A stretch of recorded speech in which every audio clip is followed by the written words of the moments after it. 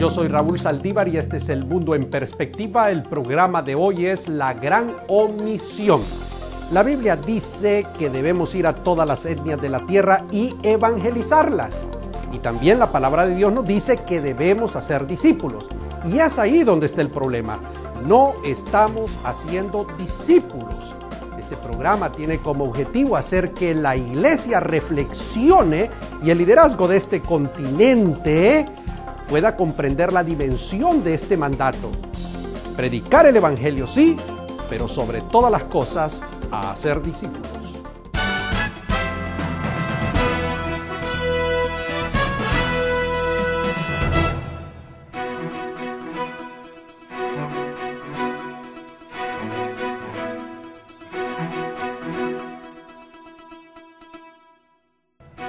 Usted está viendo El Mundo en Perspectiva. Qué bueno que está con nosotros. En esta ocasión vamos a desarrollar el programa La Gran Omisión.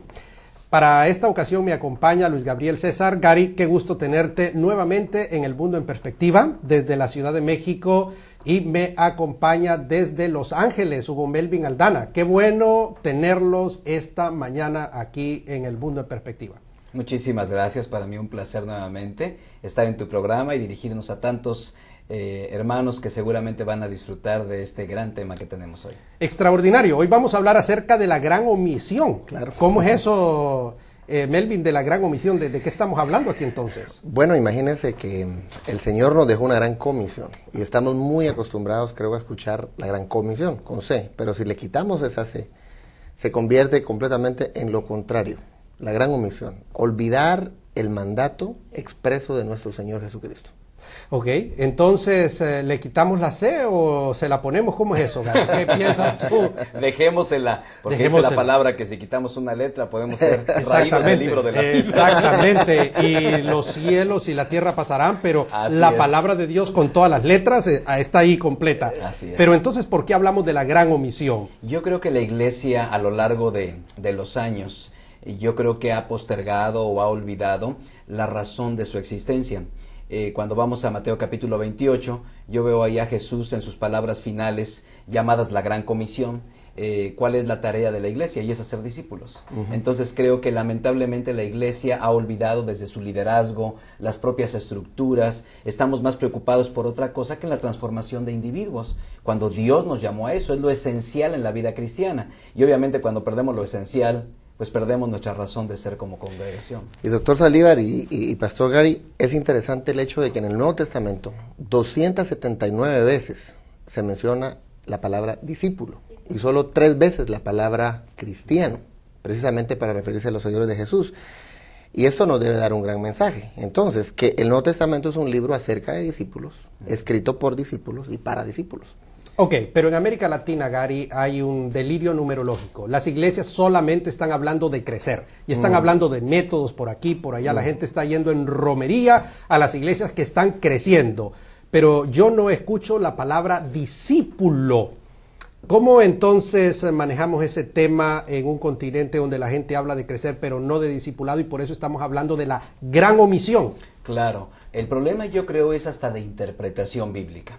Yo creo que todos crecimos recordando la gran comisión cuando dice, por tanto, id y haced discípulos a todas las naciones. Y entonces el énfasis ha estado en ir. Y es más, pensamos que está en el idioma original como un mandato del Señor, pero el mandato del Señor no es ir. El mandato del Señor es hacer. De hecho, cuando uno ve los 4 verbos en la Gran Comisión, aparece el único verbo imperativo es hacer discípulos. Los demás son verbos que se supone van a ayudar a la tarea de hacer discípulos. Entonces la gente hoy en día dice, voy a ir. Entonces las iglesias estamos yendo, estamos captando personas, pero eso es solamente parte de la tarea. Ahora, entiendo que es mucho más fácil, doctor, muchísimo más fácil. Porque el apóstol Pablo decía en Gálatas 4:19, hijitos míos, por quienes vuelvo a sufrir dolores de parto hasta que Cristo sea formado en ustedes. Entonces es más fácil hacer una actividad, traer gente, tenerla, entretenerla. Que hacerlos, que formarlos. Bueno, Pablo dijo es dolores de parto y nunca he tenido uno, pero he tenido dolores de muela y me imagino lo que es. Y los que estamos en esta mesa sentados y tantos consiervos que nos están viendo, saben que es un camino más complicado, más difícil, más frustrante. Pero esa es la propuesta de Jesús. Por eso es más fácil hacer crecer a las iglesias con participantes, pero no discípulos. Exacto. Melvin, ¿será que esa es la razón por que nosotros vemos, tú eres de Guatemala, en Guatemala se dice que hay un 30-35% de evangélicos, sin embargo la escalada de violencia ahí es impresionante? Hay iglesias enormes, impresionantemente enormes, pero ¿qué pasa? A esta altura, esta debería ser una sociedad completamente diferente. Exacto, eso parece la gran contradicción en el país. Porque, ese puede ser otro programa, la gran contradicción. Exactamente, porque hay tantas personas que comulgan, digamos, con el cristianismo y con los evangélicos, y se habla de un porcentaje muchísimo mayor al 35%. Yo recuerdo que se estaban manejando 60, 70%. Sin embargo, no hay intención de formar discípulos.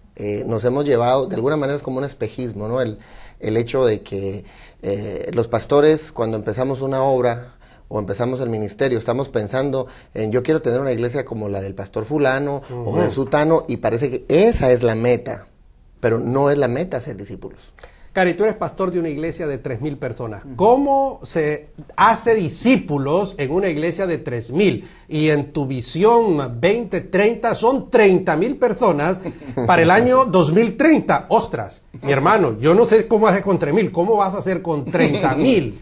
Esa es una muy buena pregunta. Ya te contestaré cuando seamos 30,000. Por ahora, hablemos de los 3,000 entonces. ¿Cómo formas a Cristo en la vida de estas personas que son la feligresía de tu iglesia? Yo creo que tiene mucho que ver con la misión intencional de la iglesia. ¿Qué es lo que queremos hacer? Cuando entendemos que nuestra tarea es la transformación de individuos, no solamente llenar el templo, no solamente hacer que nuestras reuniones sean grandes, vibrantes, etcétera, sino la transformación de individuos, usaremos los mejores métodos que tenemos al alcance, obviamente basados en la palabra de Dios. ¿Qué método te estás utilizando ahora? Nosotros tenemos básicamente dos. Uno es discipulado 1 a 1, donde lo que hemos hecho es formamos en la vida de creyentes un proceso de madurez, pero es de 1 a 1. Cada persona toma a otra persona. Obviamente cuando iniciamos este proceso lo hicimos pensando y agarramos un grupo más o menos grande de unas 40, 50 personas por estrategia. Y pasamos con ellos un buen tiempo, fueron casi 6 meses de estar con ellos desde las cosas básicas del cristianismo hasta llevarlos a la madurez en Cristo. Pero la tarea inmediata es que cada uno de ellos no tome 4, 5, 10, 12, tome uno nada más y transfiera vida. Eso es importante. Tengo que ir a una pausa, Gary, vamos a seguir hablando acerca de este tema y esta misma pregunta también se la voy a hacer a Hugo Melvin Aldana. Usted está viendo El Mundo en Perspectiva, no se vaya, quédese con nosotros.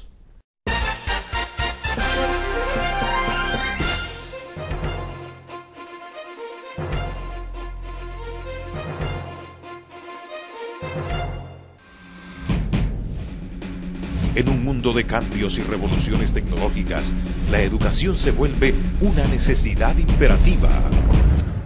Universidad para Líderes pone al alcance de un clic la educación que tanto se necesita para tener éxito en la sociedad de la información y la tecnología.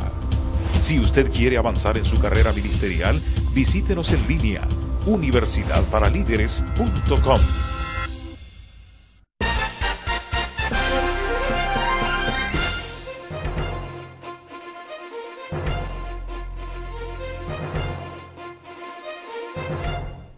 En esta ocasión estamos hablando acerca de la gran omisión, el mundo en perspectiva.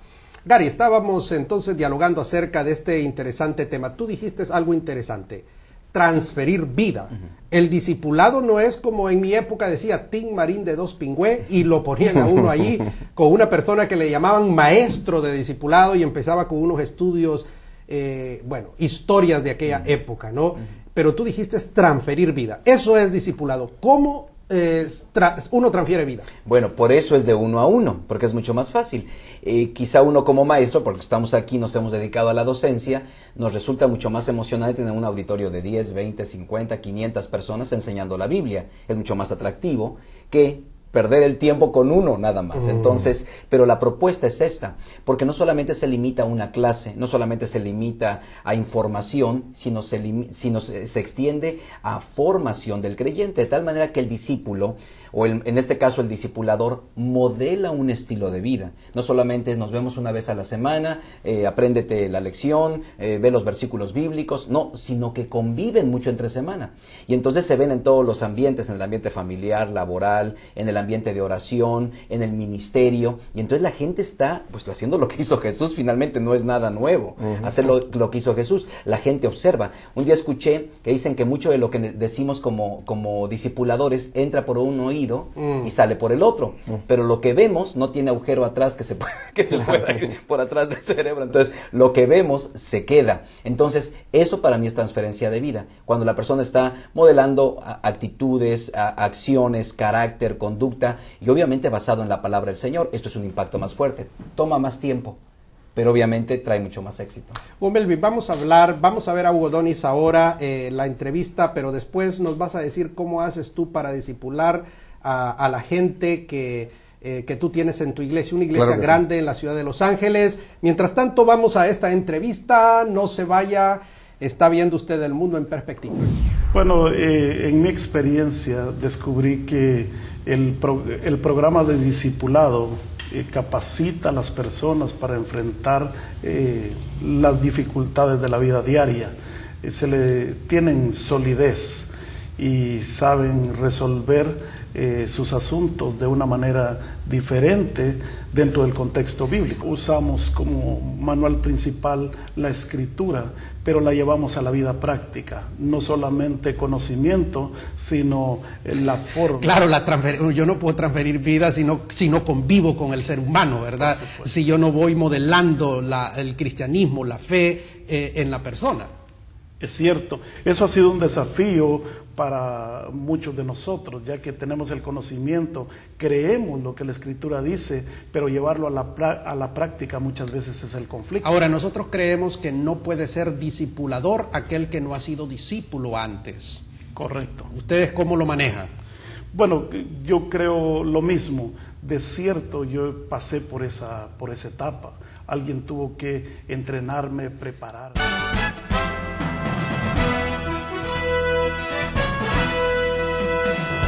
Entrevista muy interesante. Claro. Y si yo le pregunto a Hugo Melvin, ¿quién ha sido tu mentor? Bueno, tengo que darle todo el crédito a mi padre. Extraordinario. Tengo que darle todo el crédito a mi padre. Hugo Melvin es hijo de pastor. Sí. Y su padre se llama igual que él. Claro que sí. Por eso es que se firma JR, Sí. Junior. Solamente cuando hay cobros, ¿verdad? Sí. Solo cuando hay cobros. Cuando hay elogios, soy Hugo Melvin Aldana. Sí, exacto, pero cuando se trata de cobrar, entonces... Soy Junior. Junior, se pone el Junior. Muy interesante. Sí, tengo que darle el crédito a mi padre. Mi mayor escuela fue mi casa, fue mi hogar. No puedo olvidar a mi papá siendo un modelador de mi carácter a través de su propio ejemplo. Un hombre de mucha oración, de lectura de la Biblia, lectura de libros. Me enseñó disciplina en el buen sentido. A tal grado que el padre de él es músico, cantante, y él también. Él también, sí, claro. Ahí estamos. Fue una transferencia de vida. Esa fue una transferencia completa, marcado completamente. Y eso me hace pensar, doctor Saldívar, precisamente en ese término cristiano. Es decir, les llamaron cristianos porque se parecían a Cristo. Ya. ¿Verdad? Y la importancia que nosotros tenemos de modelar la vida de los demás es tan necesario, tan importante, y yo lo tomé como modelo y me propuse lo mismo con mi esposa y con mi hija, a trabajar lo mismo. Yo creo que si nosotros como pastores ganamos nuestra casa primero, Claro. y podemos hacer un éxito. De hecho, con mi hija, mi esposa y yo siempre decimos, el éxito de mi hija es nuestra responsabilidad. Absolutamente, 100% de acuerdo. Entonces creo que si nosotros como familias pastorales nos aseguramos de eso, que nuestros hijos podamos transferirles esa vida de Dios en ellos, creo que hemos ganado, más que tener una iglesia grande o pequeña. Tu padre debe sentirse muy orgulloso de ti, y no solamente eso, sino que ya el hecho de que tú seas un ministro exitoso en la ciudad de Los Ángeles es un éxito aún mayor para él, porque es como funcionan estas cosas. Yo esperaría que se sienta orgulloso. Sin duda que lo está. Yo lo he felicitado, le he dicho, padre, qué hijo tan bonito. ¿Eres guatemalteco? Claro. ¿Qué cosa? Y como hablábamos ayer con el pastor Gary, estoy tan orgulloso de mi humildad. Exactamente. Bueno, ¿cómo hace Hugo Melvin para pastorear una iglesia? Tú tienes que cerca de 500 personas asistiendo a la iglesia y sí. Estás manejando otras iglesias. Exacto. ¿Cómo haces para discipular y transferir vida? Exactamente, lo que hemos hecho es trabajar a través de los líderes. Tenemos ahorita en nuestra iglesia 16 pastores asistentes, cada uno de ellos tiene un área y esos pastores asistentes tienen a su vez sus asistentes. Entonces, creo que la única manera, en el caso del 1 a 1 que hace el pastor Gary, yo lo he hecho a través de líderes. Okay. Entonces los líderes toman otro grupo. Yo tengo ese equipo de 16 y estos 16 a su vez tienen otro equipo de otros 16 y nos vamos moviendo en esa marca, ¿no? Para mí el número, si es 12, si es 8, no es el punto más importante, sino hacer el trabajo con efectividad. Creo que ahí es donde hemos fallado. ¿Cuánto tiempo toma más o menos, grosso modo, formar a Cristo en la vida de un ser humano? Yo creo que el discipulado es un proceso de vida. Siempre vamos a estar aprendiendo y eso sin duda, pero no toda la vida vamos a estar. Exacto, pero yo creo que 5 años me parece un tiempo prudente. Sí, sí, de hecho, cierto. La estadística en las ciudades en los Estados Unidos dice que las personas se están moviendo cada 5 años. Cierto. Cada 5 años Sí, vamos sí. a tener una iglesia el 80% nueva. Es cierto, ese es un fenómeno que no ocurre en Ciudad de México. Exactamente. Pero sí en los Estados Unidos, que aquí las iglesias están Renovándose. reciclando. Por eso el término, renovando. el concepto de mega iglesia en Estados Unidos es más difícil. Se ha logrado Sí. en muchos lugares, pero si no se hubiera ido nadie, dicen los pastores, ¿verdad? Ya tuviera tantos. Y en nuestro caso también hemos formado más iglesias. Hemos fundado otras 5 iglesias aparte de la nuestra en los últimos 4 años. Entonces, transferimos también esa bendición y esa vida a través de pastores nuevos a diferentes ciudades del sur de California. Muy bien, excelente. Gary, entonces, ¿qué piensas de todo esto? Especialmente de los pastores que están preocupados en crecer. Porque, hombre, aquí entre tú y yo, crecer es poder. Sí. Crecer es presencia, es influencia y una serie de situaciones. Y como que nos gusta eso, ¿no es cierto? Entonces, ahí nos enfocamos y por eso decimos la gran omisión, porque nos olvidamos o qué sé yo, somos negligentes en hacer discípulos. Lo que pasa es que tiene que haber crecimiento en todos los aspectos, porque hay veces que nada más pensamos en el crecimiento numérico, pero puede ser tan relativo y tan falso como a lo mejor el césped en una casa. O sea, crece el césped, hay mucho, pero es muy fácil quitar el césped, arrancarlo. Es más, si alguien se pone a jugar ahí un partido de fútbol, puede acabar con el césped en cualquier momento. Entonces, muchas de las iglesias, y tenemos todos, yo creo que esa tendencia de ver que sí hay un crecimiento, pero no hay mucha profundidad. Entonces, mi recomendación sería, inviertan en un proceso más largo, más doloroso, más dificultoso, pero van a dejar vamos a decir, un fundamento mucho más fuerte todavía, de tal manera que traiga un crecimiento, pero armónico, no solamente en número, sino también en calidad. Y yo creo que la calidad produce cantidad, finalmente, ¿no? Entonces, va a ir armónicamente porque la gente estamos formando creyentes maduros que a la vez se multiplican haciendo creyentes maduros también. Tengo que ir a una pausa, continuamos en el próximo segmento. Usted está viendo El Mundo en Perspectiva, estamos hablando acerca de la gran omisión, el hacer discípulos.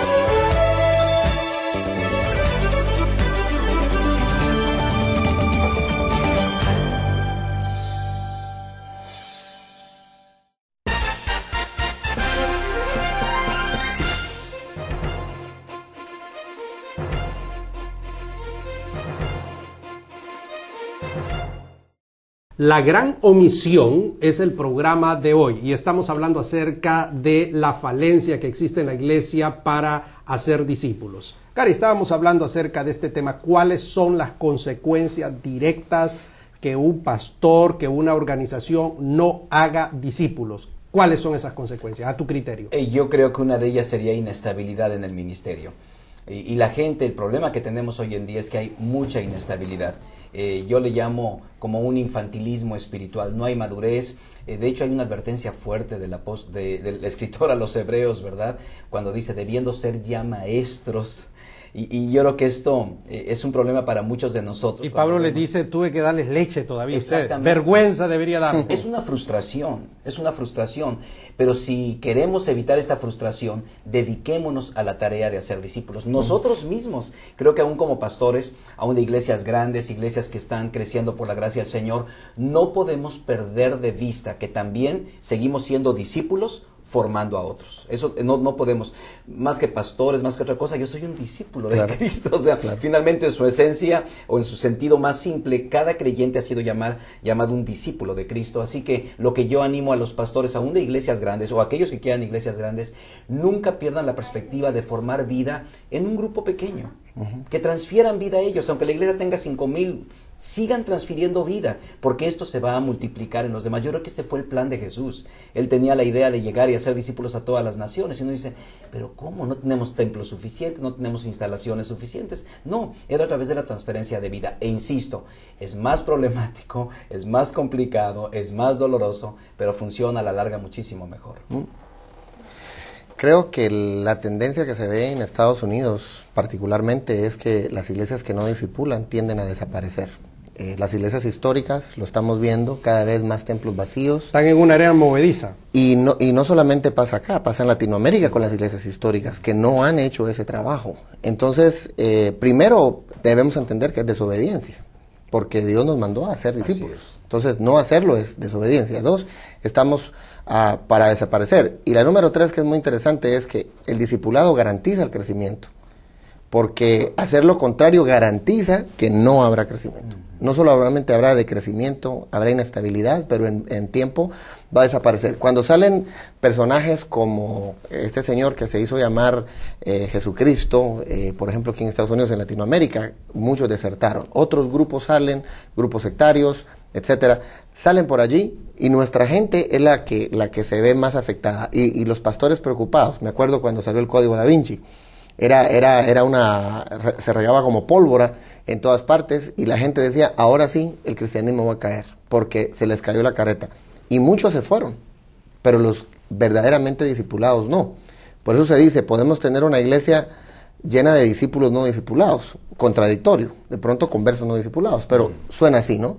Mucha gente, mucha música, muchas cosas bonitas, pero no hay contenido, no hay profundidad, no hay cambio. Entonces eso garantiza que la iglesia no va a crecer y tiende a desaparecer. Sí, eso es lo que estamos viendo, sí, Gary. Hace tiempo veía las diferencias entre un discípulo y un creyente, y hay algunas, creo hasta 40 o 50 debe de haber, no sé si podría mencionar algunas de ellas, porque es muy interesante, ¿no? Sí. Dice, todo discípulo es un creyente, pero no todo creyente es un discípulo. Totalmente de acuerdo. Entonces, por ejemplo, dice, el creyente suele esperar panes y peces, el discípulo es un pescador. El creyente lucha por crecer, el discípulo lucha por reproducirse. Multiplicarse. El creyente se gana, el discípulo se hace. El creyente le gusta del halago, el discípulo del sacrificio vivo.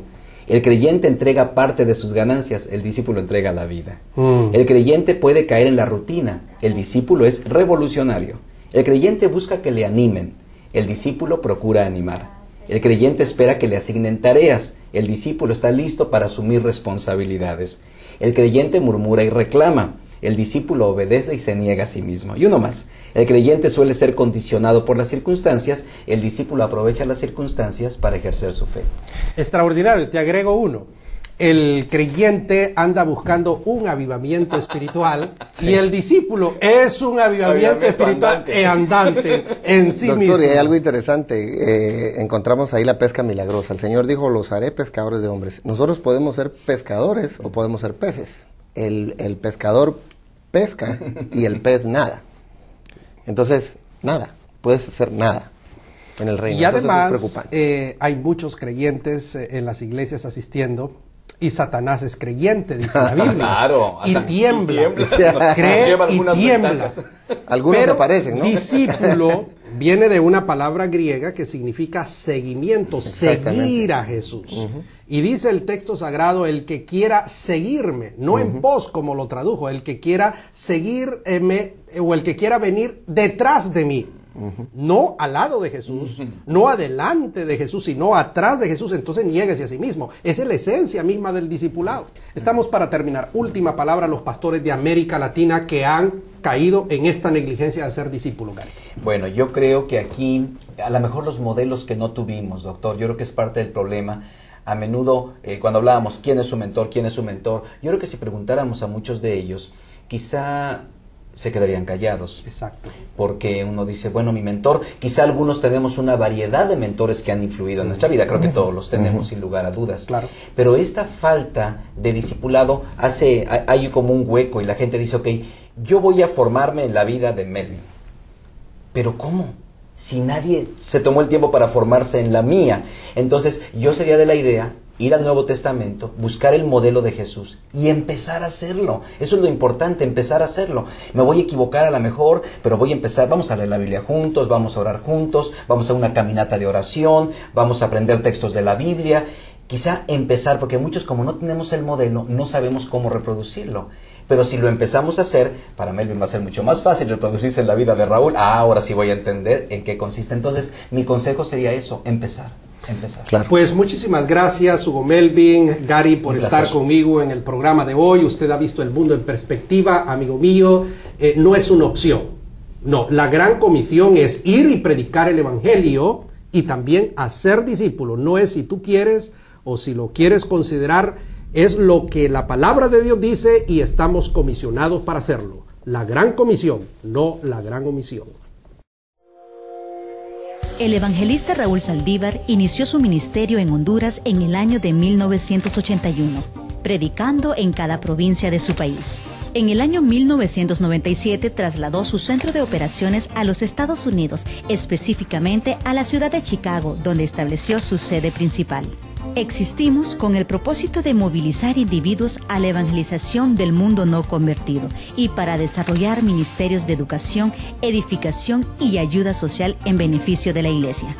En 30 años de evangelización, Raúl Saldívar ha predicado en 32 países, en más de 100 ciudades de 4 continentes, cerca de 300,000 personas en estadios, lugares públicos y en los púlpitos más reconocidos.